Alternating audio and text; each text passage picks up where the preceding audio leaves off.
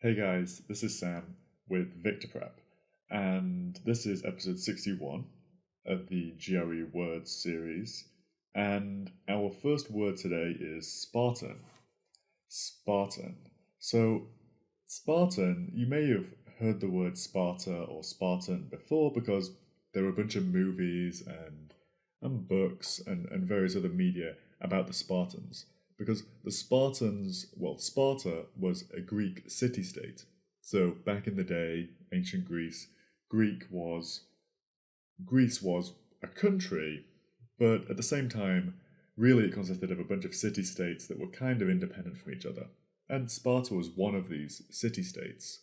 So the Spartan city-state, Sparta itself, was a warlike, warrior-like city-state.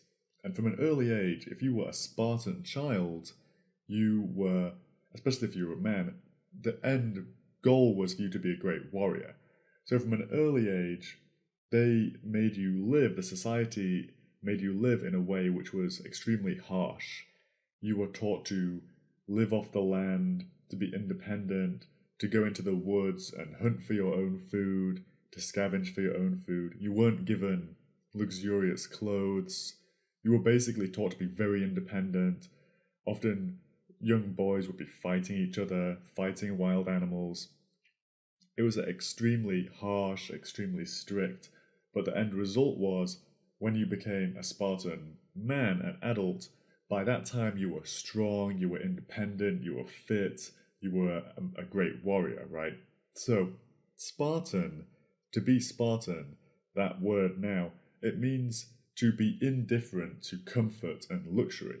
So, if I personally lived in a Spartan way, it would mean I didn't spend much money on luxury food or luxury goods. I wouldn't have an iPhone.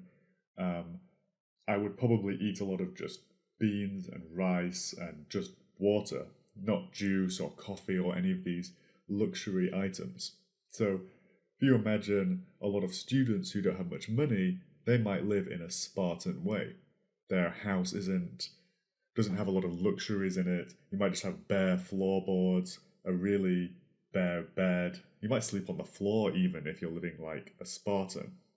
So that's our first word, Spartan. It means being indifferent to comfort and luxury, living in a frugal way, in a harsh or a hard way. Our second word is impair. Impair. To impair something means to weaken or damage something. So, if you imagine drinking alcohol, we all know that if you drink a lot of alcohol, you're going to get drunk. And when you are drunk, your thinking, your thoughts are impaired. They're damaged. If you ask someone who's been drinking a lot of alcohol a complicated maths question or any complicated question, they're probably not going to be able to answer it because their thinking is impaired. It's damaged, it's diminished, it's reduced. So to impair means to damage something or weaken it. Another example could be your running or walking would be impaired if you had a twisted ankle. If you were running and you fell and you twisted your ankle or you hurt your ankle, your running then would be impaired. It would be made worse. Our third word is impecunious. Impecunious.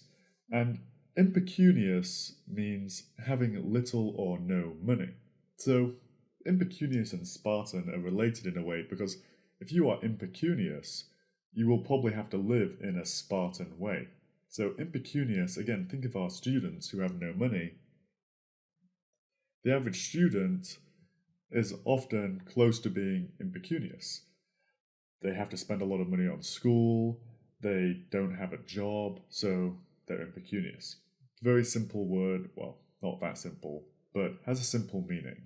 Impecunious, having little or no money. Amalgamate. To amalgamate means to combine or bring things together to form one thing.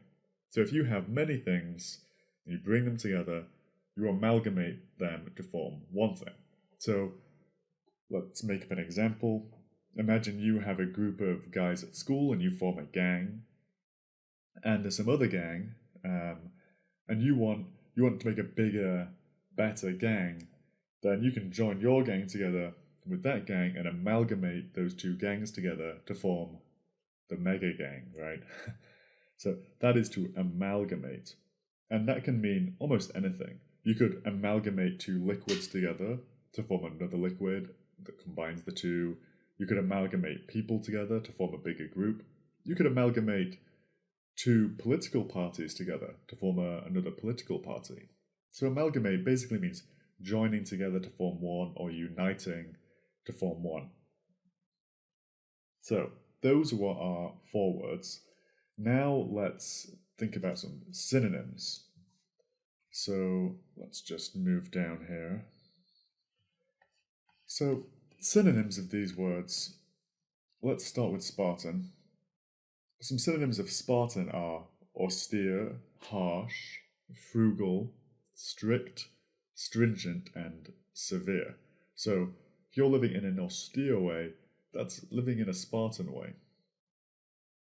Impair, to impair something, to impair your memory is to damage your memory, it's to reduce your memory, diminish, harm, weaken, or lessen. Impecunious, again that means not having much money or having no money at all. So if you're impecunious, you're poor, you're insolvent, you're penniless, you're impoverished. And the final word we had was amalgamate. Remember, amalgamate, to join together more than one thing to form one whole. Combine things together, merge, unite, fuse, blend, and melt. So, guys, those were our words, and we have the synonyms and the definitions here. But I wanted to give you a bit of advice on learning these words properly, like really remembering them. Because hearing me talk about them is one thing, but if you really want to remember these words, I strongly advise you to sit down after watching one of these videos and make up some of your own example sentences that use these words. Make them as imaginative as you possibly can, because when you really use your imagination and you make things wild and crazy, you're more likely to remember. People don't remember boring things. If you make up a boring sentence, it's likely to just leave your head like that. Make it something crazy, something funny, you're more likely to remember it. So I strongly suggest you take these words now, and when they're in your head, for each word, write down 2 or 3 examples of living in a Spartan way, or a time in your life when you lived in a Spartan way, and really use these words, find some examples, and if you can, with your parents or a friend or a co-worker, try and use them in a sentence. Try and make a game of it. You learn these words one day, the next day you have to use these words during your day-to-day life, because that's the way you really remember stuff. Make it become part of your day-to-day life, your day-to-day living.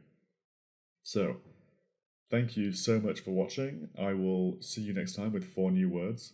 Please practice them and test yourself. Thank you very much. Take it easy.